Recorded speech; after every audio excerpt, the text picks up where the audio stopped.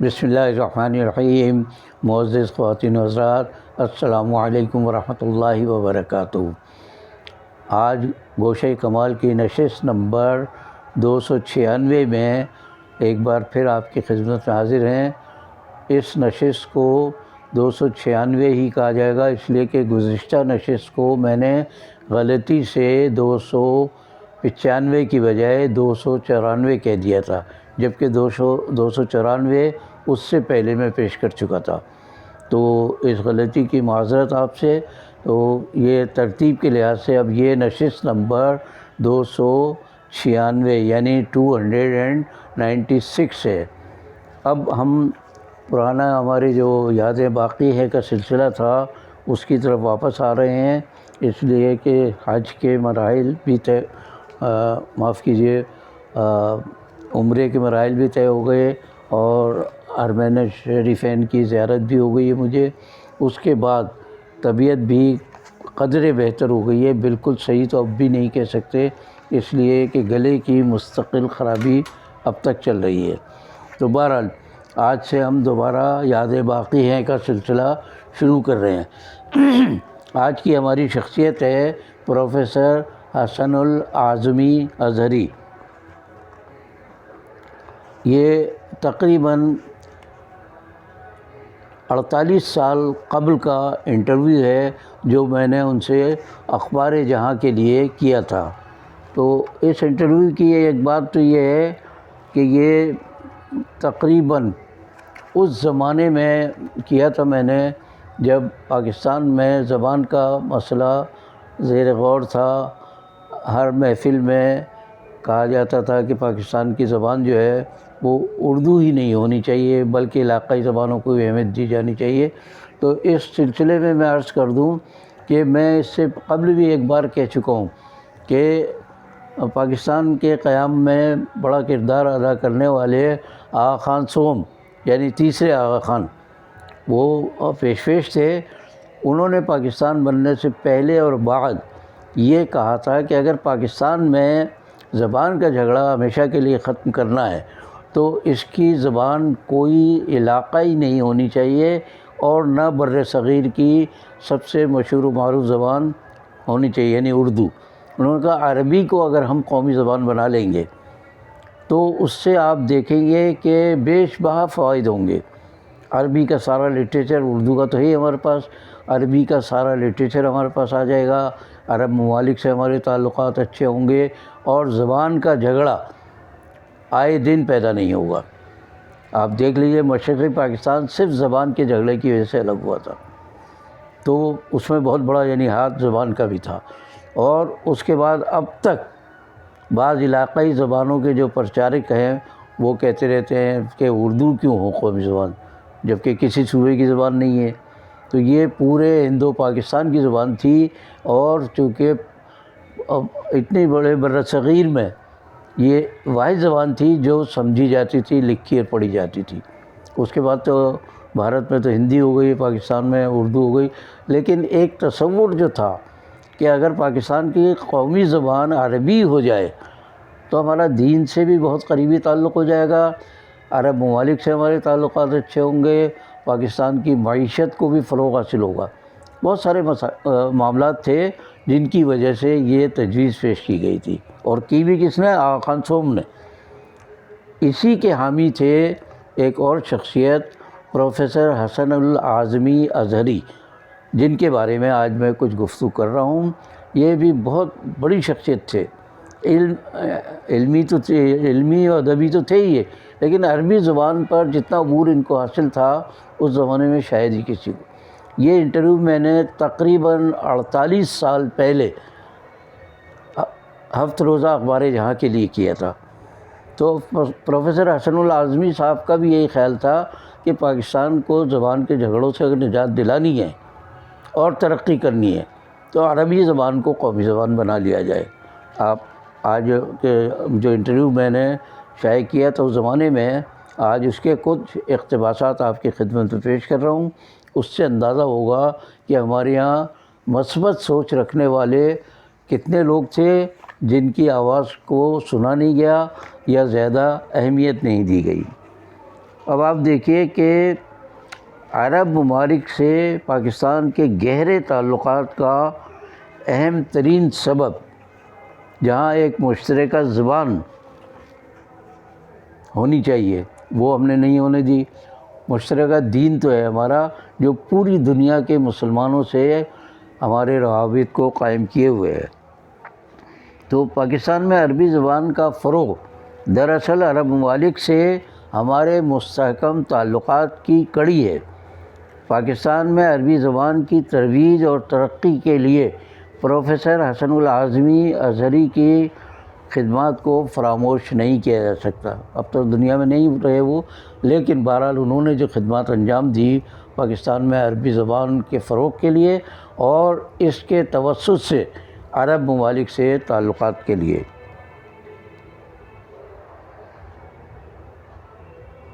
تو پروفیسر حسن العازمی ازہری کے بارے میں ایک بات تو بتا دوں کہ یہ بہت قابل آدمی تھے اور انہوں نے پاکستان کے کئی رہنماؤں کو عربی زبان سکھائی تھی، جن میں محترمہ فاطمہ جناح بھی شامل تھیں۔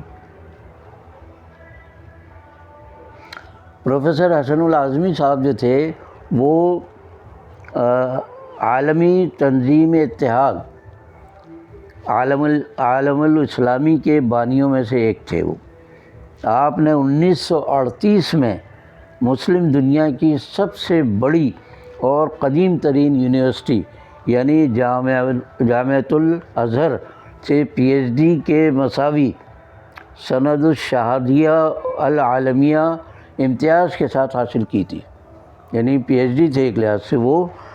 اس یونیورسٹی میں آج بھی 1 لاکھ سے زیادہ طلباء زیر تعلیم ہیں۔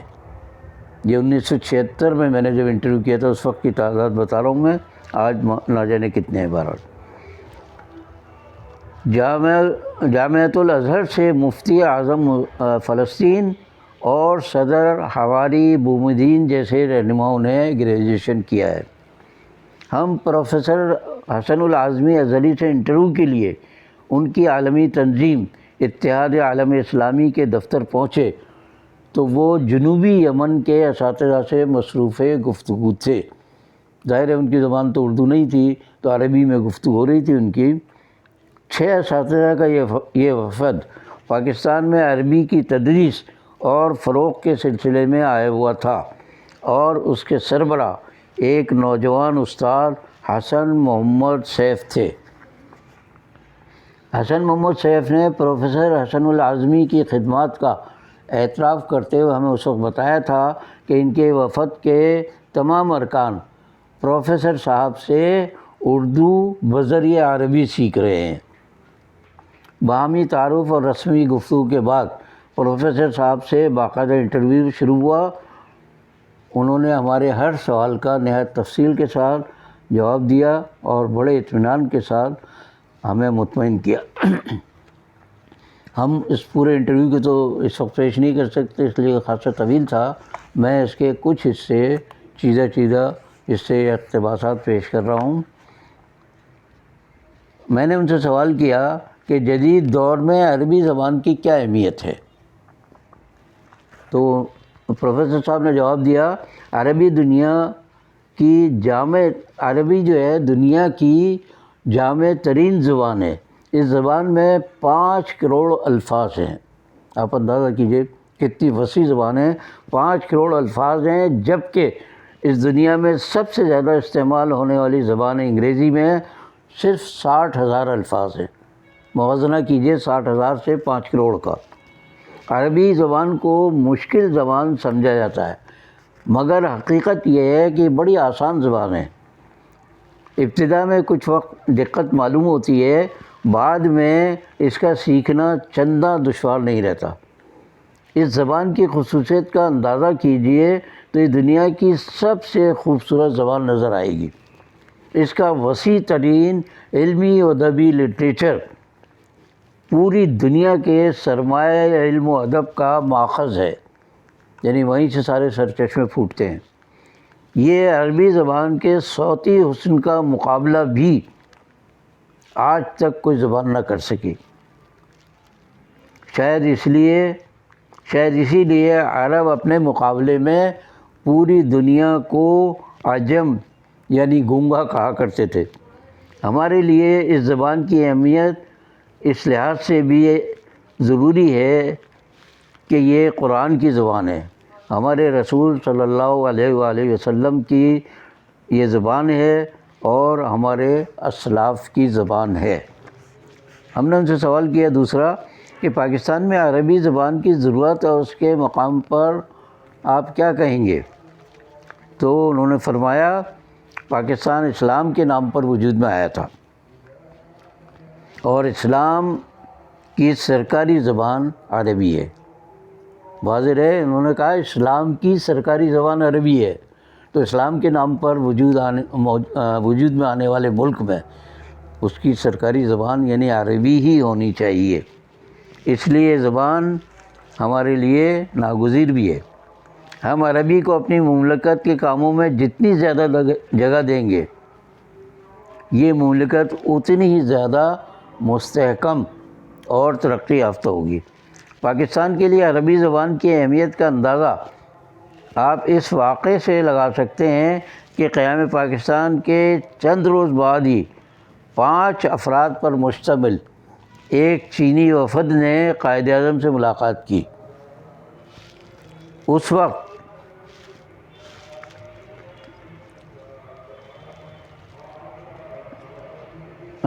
معاف کیجیے، قائد اعظم سے ملاقات کے لیے وقت لیا۔ یہ وفد جس کے سربراہ مارشل عمرپائی تھے، یہ چاہتا تھا کہ چین کی 7 ریاستوں کو آزاد کرانے کے لیے قائد اعظم سے رہنمائی طلب کی جائے۔ ان 7 ریاستوں میں تقریباً 7 کروڑ مسلمان تھے۔ مجھے معلوم تھا کہ چین کے لوگ اپنی زبان کے علاوہ صرف عربی زبان جانتے ہیں، چنانچہ میں از خود ترجمانی کے لیے پہنچ گیا۔ میں بلایا نہیں گیا تھا لیکن میں پہنچ گیا۔ قائد اعظم اس وفد کے ساتھ مجھے دیکھ کر بڑے حیران ہوئے۔ میں نے انہیں بتایا کہ آپ نے انہیں ملاقات کے لیے وقت تو دے دیا، مگر اب ان سے بات کیسے کریں گے؟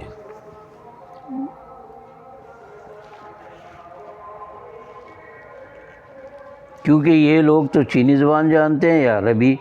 اس پر قائد اعظم بہت خوش ہوئے، مجھ سے دریافت کیا کہ وفد کے ارکان کے میرے اس بارے میں کیا تاثرات ہیں۔ قائد اعظم نے اپنے بارے میں وفد کے ارکان کے تاثرات دریافت کیے۔ میں نے انہیں بتایا کہ چینی اس بات پر بہت حیران ہیں کہ مسلمانوں کا اتنا بڑا لیڈر عربی زبان نہیں جانتا۔ قائد اعظم نے پوچھا پھر تم نے کیا جواب دیا؟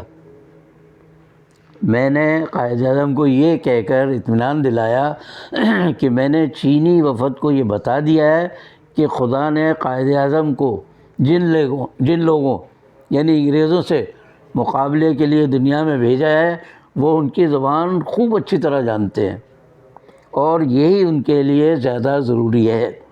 قائد اعظم نے بے اختیار قہقہ لگایا۔ قائد اعظم کو اس طرح قہقہ لگاتے ہوئے بہت کم لوگوں نے دیکھا تھا۔ کیا پاکستان کی سرکاری اور قومی زبان عربی ہو سکتی ہے؟ یہ ہمارا اگلا سوال تھا ان سے، پروفیسر حسن العظمی صاحب سے۔